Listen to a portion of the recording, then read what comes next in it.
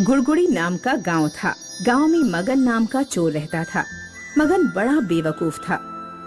काफी हथियार लेकर रात को चोरी करने निकलता, लेकिन सुबह खाली हाथ वापस लौट आता। क्योंकि मगन बेवकूफ था, घर मालिक उसे बेवकूफ बनाकर घर भेज देते थे। पूर्णिमा की रात थी। रात के 12 बजे थे। मगन हाथ में हथियार लेकर चोरी करने निकला। एक बड़े घर के सामने आया और घर के पिछवाड़े आकर पिछली दीवार तोड़ने लगा। आवाज होने की वजह से बेडरूम में सोया सेठ जाग गया और समझ गया कि मगन आया है। लगता है मगन बेवकूफ चोरी करने आया है। इससे पहले कि घर की दीवार तोड़ दे, मुझे उसे रोकना होगा। सेठ घर के पिछवाड़े आया और उसने देखा मगन दीवार तोड़ रहा था। क्या रे मगन, क्या कर रहा है? चोरी करनी है, दीवार तोड़कर घर में घुसना है। अरे बेवकूफ, पूर्णिमा की रात कोई चोरी करने निकलता है क्या? चुप बैठ, मैं थोड़ा अलग टाइप का चोर हूँ। मैं कुछ भी कर सकता हूँ। बाकी चोर डरपोक होते हैं, उनसे मेरी तुलना ना कर। मुझे मेरा काम करने दे। मगन की बात सुनकर सेठ सोचने लगा, चलो अब ये अपने जाल में फंस गया है। आखिरी चाल चलता हूँ और बेडरूम में जाकर सो जाता हूँ। फिर सेठ मगन से बोला, अगर तू कुछ भी कर सकता है और तू बाकी चोरों की तरह नहीं है, तो ये साबित करके दिखा। उसके लिए क्या करना होगा मुझे? बाकी चोर धन दौलत चुराते हैं, तू ना चांद की चोरी करके दिखा। सेठ की बात सुनकर मगन ने चांद की तरफ देखा और फिर सेठ से बोला, ओके, मंजूर है। कल सुबह चांद मेरे हाथ में होगा। ऐसा कहकर मगन वहाँ से निकल गया और सेठ खुश होकर घर में आकर सो गया। मगन चांद की तरफ देखकर सोचता हुआ चल रहा था कि चांद को चुराऊं कैसे। सब मुझे बेवकूफ समझते हैं, पर मैं बेवकूफ हूँ नहीं। चांद चुराकर जब मैं अपनी अकल का सबूत दूंगा, तो सेठ की शक्ल देखने लायक होगी।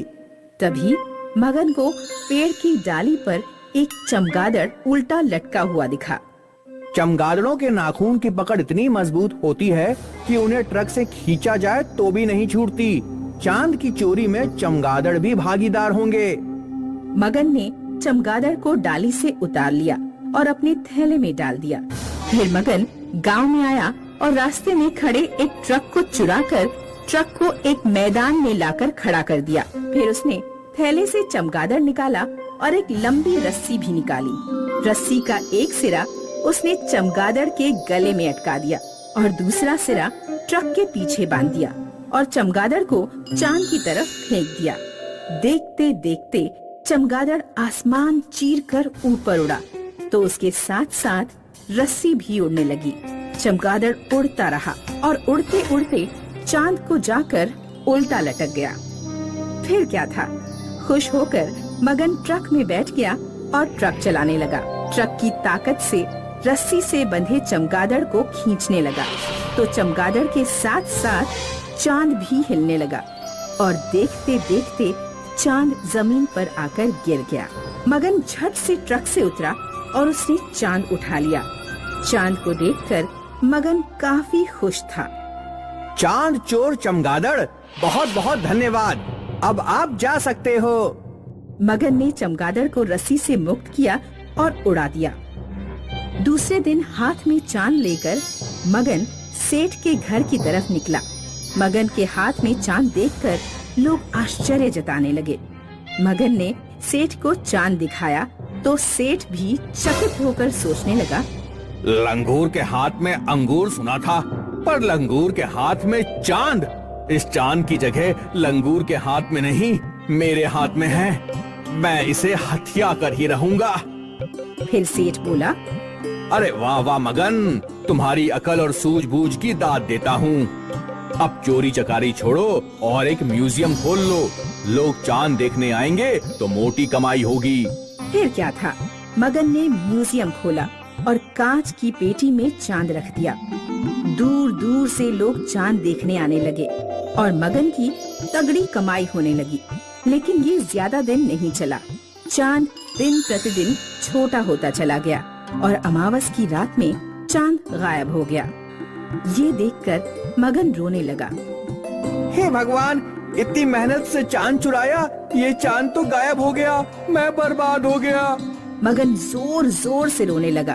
तभी सेठ वहाँ आए और बोले, बहुत बुरा हुआ मगन, तुम तो बर्बाद हो गए। अब क्या करोगे? आप ही बोलो क्या करूं? ये म्यूजियम मुझे बेच दो। हाँ खरीद लो, चांद चला गया, अब मैं इसका क्या करूंगा? खरीद लो। फिर सेठ ने चंद पैसे देकर म्यूजियम खरीद लिया और मगन चला गया। कुछ दिन बीत गए, अमावस का प्रभाव खत्म हुआ और पूर्णिमा आने लगी। धीरे धीरे चांद बढ़ने लगा और लोग फिर से चांद देखने आने लगे। इस प्रकार सेठ मोटी कमाई करने लगा और बेवकूफ मगन फिर से घरों के पिछवाड़े जाकर दीवार तोड़ने लगा। अगर आपको ये वीडियो पसंद आया हो तो वीडियो को लाइक करें और चैनल को सब्सक्राइब करें।